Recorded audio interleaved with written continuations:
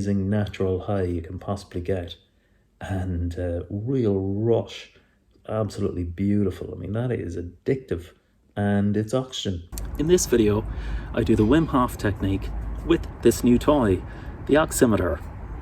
So it measures the oxygen saturation of the blood and the pulse rate, and it's the first time doing it, just to see exactly what's happening inside my own body while I'm doing this technique. First thing I'd like to say is please subscribe to the channel. I'd love you to join me on this voyage of discovery, self-discovery and mental health, and living the best possible life we can mentally and physically, and investigating fascinating things like Wim Hof breathing, meditation, mindfulness, and all of the things we can do to improve our lives. This OXIMETER was a fascinating kind of insight into what's happening within the body while I'm doing the Wim Hof breathing for the very first time, and it's alarming for some reason. It worked quite well while doing the breathing because it tracked the pulse rate quite well. What I found, it was fascinating results. What I found was that my pulse rate would stay pretty much the same while I was breathing, doing the breathing. Then on the breath hold, the pulse rate would go down. So it would drop about 10, maybe 20 beats per minute. And that was probably because I was getting more relaxed as I was doing the breath hold. But then once the stress of the breath hold kicked in, and that was at about a minute or a minute and a half, the stress in my body. I mean, it's quite difficult to do that breath hold. There was a time I could only do 30 seconds because it's a breath hold on the external breath, on the breathing out. And there was a time I could only do 30 seconds. Now I'm doing a minute and a half. And then I noticed the pulse rate would rise as the stress in my body was happening. And the SpO2 level was totally straight all the way. It was at 99%, so it's at 99, 98 at the moment. And that was flat too, and I thought there was going to be nothing happening. And it was only into the fourth round or the fifth round. Now I'll do 6 rounds, and there's 6 rounds in the video. And it was only into the 4th or 5th round that it started alarming, so I knew something was happening. And when reviewing the footage, I discovered that the SpO2 level stays constant, and it was after 90 seconds, almost every time on the breath hold. For the first 90 seconds, there wasn't a budge out of it for some reason. And then at 90 seconds, it started to plummet. So it would go down from 99 to 98 to about 90, and then sometimes to 80, 89. And during the 4th and 5th rounds.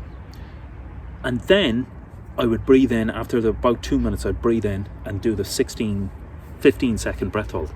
And even then, after breathing in, the SpO2 level would continue to drop, which was interesting, even after taking the oxygen on board. And then I would release it, and it would still drop a little bit. And it was when I started breathing again, the recovery was almost instant. It went back up to 99%. Now on, I think the 5th round or the 6th round, the SpO2 level went right down. It went down to 50%, and then it flickered at about 35%. Now I'd seen previously people going down to 50%, and I had no intention of going down that low. I didn't want to go down that low because I think that's excessive. I think 88, 85 is fine temporarily, but 50 is too much, so I wouldn't do 6 rounds of that again. I think 4 rounds is probably perfect, having reviewed the footage, or if you have a look at the footage yourself, on round 4 or 5 is fine. The 6th is probably a bit excessive because the SpO2 level dropped too much. But this has been a fascinating experience. It's been an insight. It lifts the lid, and it's an insight into what's going on physiologically under the hood while I'm doing Wim Hof breathing, which is great. Would I wear it every time? I don't think so. I think it's a bit of a distraction. And when you measure something, you change it. And I think sometimes I would like to just do the Wim Hof breathing as it is, but for occasional investigation into what's actually happening, this is fascinating. Very simple, very cheap. I think it's about 20, 30 euro on Amazon. I'll check that and put it in the description. So here is the video of me actually doing those rounds. Hope you enjoy it, and see you next time.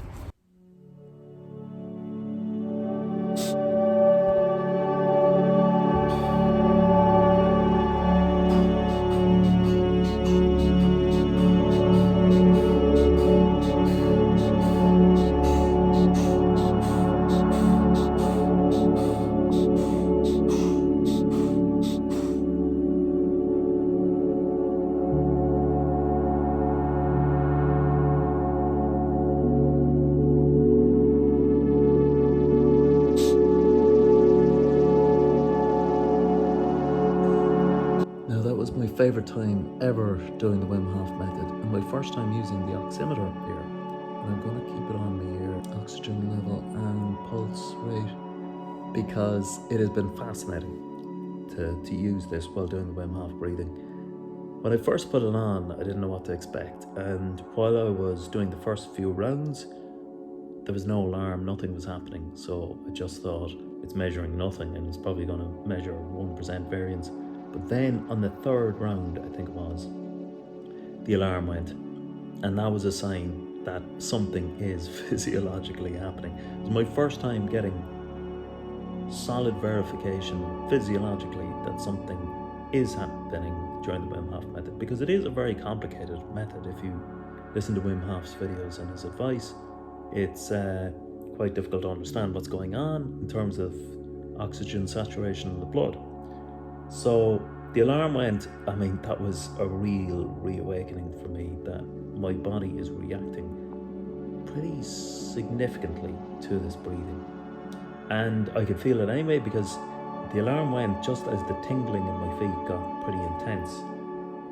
And now, of course, I never know whether it's like the Heisenberg uncertainty principle in quantum physics. If you measure something, you change it. And definitely having something like this stuck on your finger, knowing that you're measuring something and it's reacting, you do respond differently as a result. It's inevitable. But I don't think that effect was huge now, but if anything, it accentuated the whole experience, and the experience was absolutely fantastic this time. I think the fact that it was beeping probably confirmed to me that there's something amazing going on here in my body. As a result, or coincidentally, my mind was absolutely blown. I mean, I felt high in my own supply, as Wim Hof promises.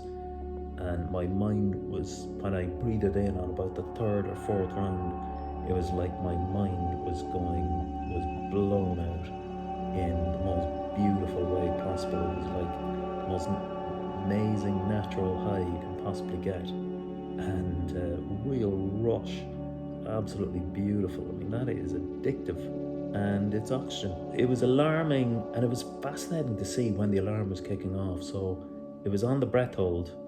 The alarm would kick off when I was about 80% there, and I could feel that it corresponded with the level of tingling in my feet.